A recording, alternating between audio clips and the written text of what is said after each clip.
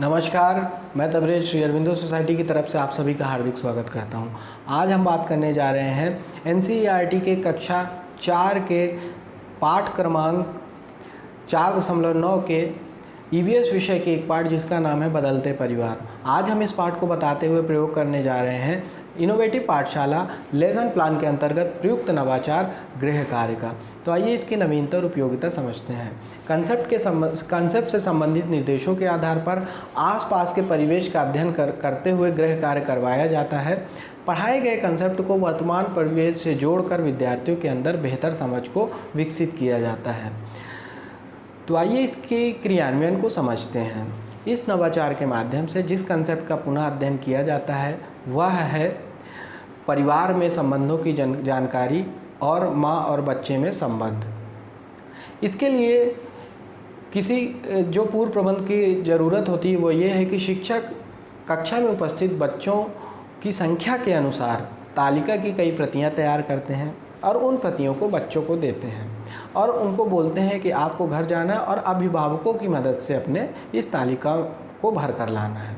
अब उसमें क्या भरना है वो शिक्षक बताते हैं कि आपको अपने घर जाकर अपने इस तालिका को अपने अभिभावकों को देना है और उनकी मदद से आसपास के परिवारों की एक सूची तैयार करनी है और उस सूची में आपको जो जानकारी भरनी है वो परिवार के सदस्य की संख्या, सदस्यों की संख्या, उनकी भाषा, उनकी मुख्य भोजन शैली और पहले वो कहाँ रहते थे और परिवार के मुखिया का नाम, ये सारी चीज़ें तालिका में लिखी हुई होती हैं। इन तालिका में बच्चों को क्या करवाना होता है, इन तालिका में संबंधित जानकारी को भरवाना होता है अपने अभिभावकों की मदद से।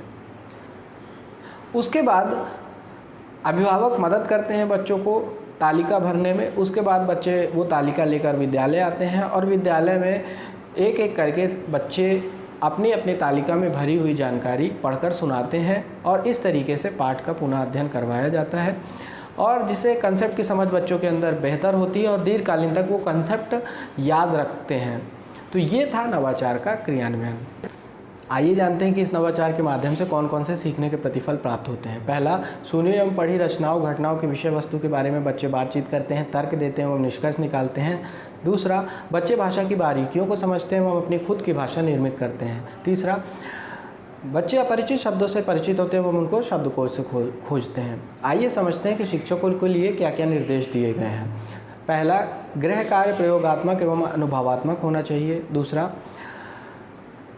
इस नवाचार की अवधि 20 मिनट निर्धारित की गई है, शिक्षक इसे अपने अनुसार बढ़ा या घटा भी सकते हैं। तीसरा, नवाचार क्रियान्वयन की अवधि का निर्धारण यानी PTR रेशियो 30:1 को आधार मानकर किया गया है। चौथा, इसमें NCF 2005 के उद्देश्यों का भी विशेष ध्यान रखा गया है।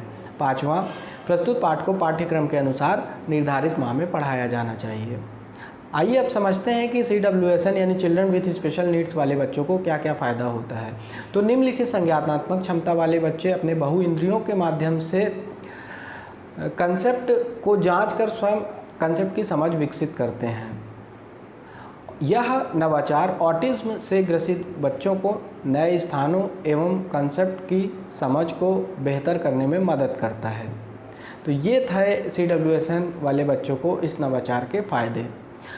तो हम उम्मीद करते हैं कि आपको हमारा ये इनोवेटिव पाठशाला लेसन प्लान के अंतर्गत प्रयुक्त नवाचार गृह कार्य बहुत अच्छा लगा होगा और आप इसे अपने विद्यालय में ज़रूर क्रियान्वित करवाएंगे, ये हम आशा करते हैं।